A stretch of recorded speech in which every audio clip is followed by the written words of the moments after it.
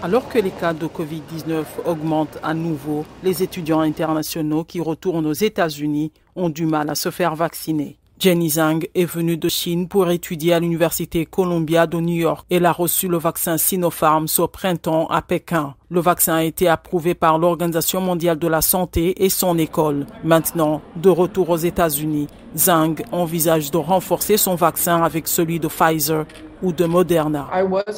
J'étais un peu inquiète pour ma vaccination parce que j'ai entendu dire que le vaccin de Sinopharm pourrait ne pas être aussi efficace, en particulier contre le variant Delta. Avant de revenir aux États-Unis en mai, Zhang a passé 2 semaines en quarantaine à Dubaï. Comme la Chine, les États-Unis limitent les voyageurs entrants. Je suis restée 2 semaines à l'hôtel, ce n'était pas très agréable.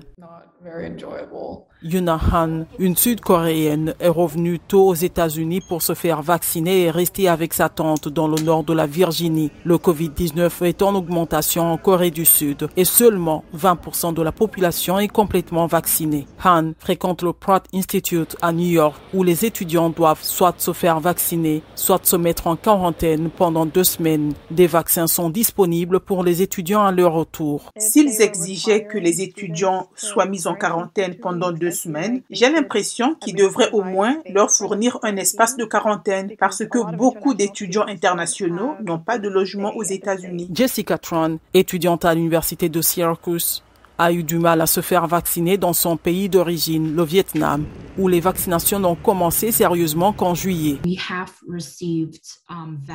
Nous avons reçu des vaccins du Royaume-Uni, de Chine et du Japon et malheureusement, ce ne sont pas les vaccins actuellement utilisés aux États-Unis.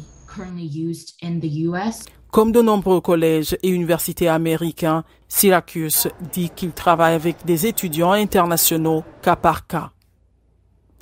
Les vaccins sont facilement disponibles à Syracuse et nous ne prévoyons aucune difficulté pour les étudiants internationaux à se faire vacciner une fois qu'ils arrivent.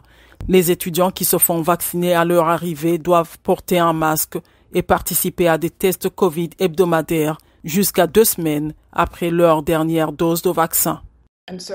Et donc en ce moment, je ne vais pas autant en ville, mais je pense à mon retour à l'école. Si je sais que tout le monde est vacciné, alors je me sentirai beaucoup plus à l'aise. Ici aux États-Unis, la plupart des étudiants retourneront à l'université d'ici la mi-septembre.